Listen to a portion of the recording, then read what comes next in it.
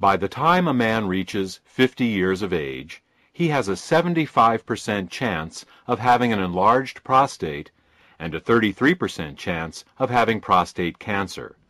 As he continues to age, these numbers continue to worsen.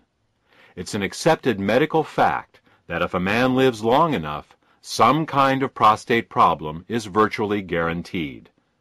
Prostate problems are not, however, inevitable. There are 6 main causes of prostate problems.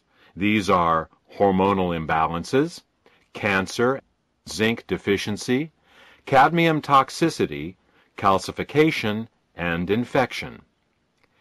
In this audio presentation, we will discuss each of these 6 problems in detail, and then for each problem, tell you which natural ingredients are most effective at addressing each particular problem. Should you want a product with all of the ingredients for each of the problems we are about to discuss, they are available in the Endosterol product. Now, let's begin with hormonal imbalances and cancer, as these 2 problems are intimately related. Up until his early 30s, a man produces more testosterone than estrogen. Yes, you heard right. Men produce estrogen. This is natural and is nothing to worry about. Men produce estrogen and women produce testosterone. The difference is that men make more testosterone than estrogen and women make more estrogen than testosterone. It is this predominance of one hormone over the other that is responsible not just for the differences between male and female bodies, but also the differences between male and female personalities. Unfortunately, as a man ages, he makes less and less testosterone and more estrogen until by age 34, a man makes more estrogen than testosterone. I call this a hormonal inversion. This process accelerates with age, so that by the time a man is 60, he makes twice as much estrogen as testosterone, and by age 90, 12 times as much. While somewhere in a man's 50s, this change is officially labeled as andropause, which is the male version of menopause, you can see that the process actually starts in a man's mid-30s. A hormonal inversion can show up in many ways. In the sports world, a man's performance begins to suffer. This is why you don't see many professional athletes at the top of their game past age 40. Muscle size and tone decreases, and fat begins to accumulate. This gives a man a softer, more feminine appearance. In the business world, a man may begin to lose his competitive edge. In relationships, he becomes more passive. In general, as the hormonal inversion begins to take hold, a man becomes more sensitive and less aggressive, more feminine. Regardless of how you feel about the effect of female hormones on your personality, the male body doesn't like it at all. In particular, this hormonal inversion wreaks havoc on a man's prostate. Hormonal inversion, or the dominance of estrogen over testosterone in man, is due to 3 actions. First, as a man ages, he makes less testosterone. This is understandable, as all hormones decrease in their production with age. Second, some of his testosterone begins turning into dihydrotestosterone, or DHT for short.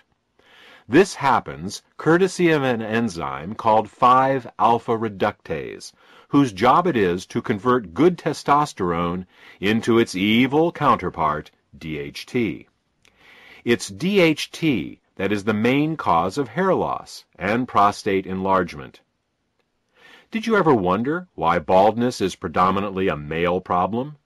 It's because men make more testosterone than women and thus are at greater risk of having more testosterone that turns into DHT. The third cause of hormonal inversion is a bit more bizarre. It turns out that there is an enzyme in a man's body called aromatase, whose function it is to convert testosterone into estrogen, and not just any kind of estrogen, because there are actually 3 different types of estrogen. This aromatase enzyme turns testosterone into the most powerful of the 3 forms of estrogen, namely estradiol. Thus, as a man ages, he not only makes less testosterone, but what little testosterone he makes, his body then turns into DHT and the estrogen estradiol. Now, we already know the DHT causes hair loss and balding. What does estradiol estrogen cause? Aside from feminization of the body and personality, estradiol causes cancer, and most specifically, prostate cancer. So, just what are the odds of this happening to any given man? As we said in the introduction, in terms of prostate enlargement, by age 50, 75% of all men have an enlarged prostate, and by age 50, 33% have prostate cancer. Prostate cancer is the most common non-skin cancer in the United States, and the second leading cause of death from cancer among U.S. men, after lung cancer.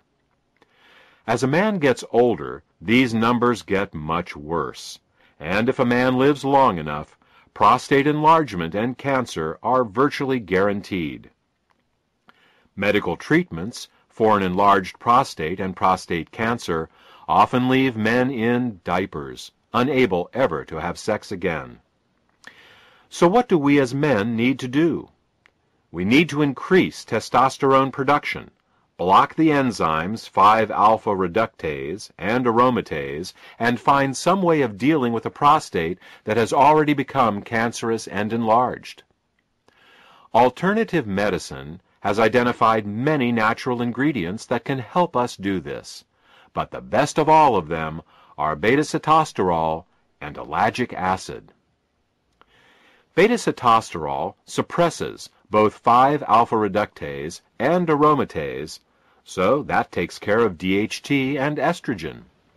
In terms of prostate cancer, animals treated with beta-sitosterol had 43% smaller tumors and had 1/2 the rate of metastases over untreated animals.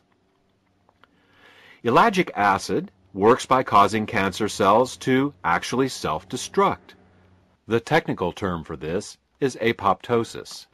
Whenever a cell becomes cancerous, our DNA instructs it to self-destruct. This is one of the most powerful safeguards we have in preventing cancer. Unfortunately, some cancer cells manage to block this signal. These are the cells that go on to grow and form tumors. What ellagic acid does is to reinstate the self-destruct signal in these cancer cells. Ellagic acid does this for all cancers, but studies show that it is particularly effective at this for prostate and breast cancers. So, what should we do? Go out and buy some beta-sitosterol and ellagic acid?